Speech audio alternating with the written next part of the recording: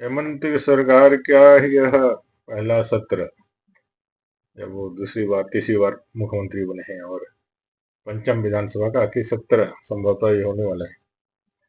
हम सब लोग इस विधानसभा सत्र में इस सरकार के उन तमाम भूले वायदों को याद कराना हो, लॉ एंड ऑर्डर का विषय हो, या फिर बाकी जितने भी इन्होंने तानाशाही रवैया अपना करके अपने वायदों के विपरीत जा करके सहायक पुलिसकर्मी हो चाहे पारा शिक्षक है, उनके ऊपर जो लाठियां बरसाने का काम किया है, जो लूट मचाया है, झारखंड को पीछे किया है, देश का सबसे भ्रष्टाचारी राज्य बनाया है, ये सारे विषयों को लेकर के हम लोग विधानसभा में सरकार का जवाब मांगेंगे और विधायक दल की बैठक में बाकी निर्णय हम लोग। देखिए, कल तो पहला सत्र, पहला जो दिन होता है वो तो शोक प्रस्ताव में और माननीय अध्यक्ष जी के वक्तव्य के साथ समाप्त हो जाता है।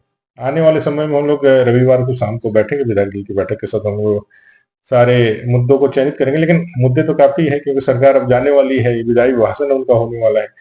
तो हम लोग भी इस सरकार ने जिस बातों के साथ ये बनाई है सरकार, उनको याद कराना और इनका 5 साल का कार्यकाल को इनको बताना, ये प्रमुख रूप से हम लोग प्रयास करेंगे जनता के बीच में सारे विषय जाए। क्या कहेंगे? देखिए, मार्च का मामला है और अभी हम लोग जुलाई में पहुंच गए हैं, पहले होना चाहिए था, क्योंकि जेपी भाई पटेल जी 2019 में बीजेपी के चुनाव सिंबल से, कमल के निशान से चुनाव लड़े थे और विधायक बने थे, और अभी ठीक मार्च के महीने में उन्होंने दल बदल करके कांग्रेस की सदस्यता ली और फिर हजारीबाग से उनके प्रत्याशी के रूप में चुनाव लड़ा। अच्छा तो ये होता कि वो इस्तीफा दे करके, त्याग पत्र देके, जिस तरह से सीता सोरेन जी ने त्याग पत्र देके चुनाव लड़ा, ये भी देने को अच्छा रहता। हम लोगों ने कंप्लेन किया तो सदस्यता तो उनको उसी समय चले जाना चाहिए था, कि इसमें कहीं किसी प्रकार का कोई भी शक शुबा था नहीं, एकदम क्लियर सारी चीजें थी। ठीक है, देर आए दुरुस्त है, जो नियम है उसका पालन किया गया, 10वीं अनुसूची का पालन कराया गया। लॉगिन हेमरन का मामला, हालांकि आपकी पार्टी से जुड़ा हुआ नहीं है, लेकिन आप नेता प्रतिपक्ष हैं और एक सदस्य की सदस्यता गई है, इस लिहाज से इस फैसले को कह सकते हैं। मैंने कहा ना, जो नियम है, वो नियम के अनुसार अगर 10वीं अनुसूची को देखें तो उसमें साफ चीजें बताई गई है। जहां आपको आर्गुमेंट का कहीं कोई जगह नहीं है और साफ पानी की तरह यदि दिखता है, तो उसमें न्याय तो देना ही चाहिए था।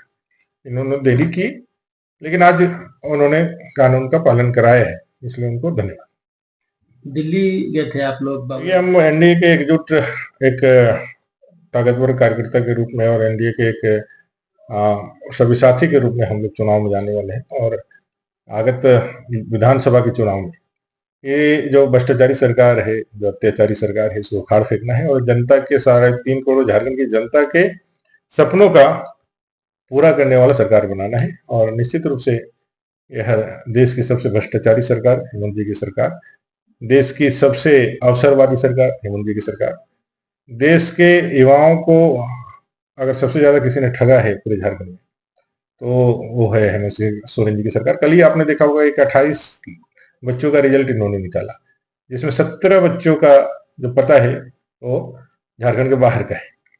तो जो इन बातों को लेकर के सरकार में आए थे, वो अब धीरे धीरे एक एक परत इनका उतरता चला जा रहा है।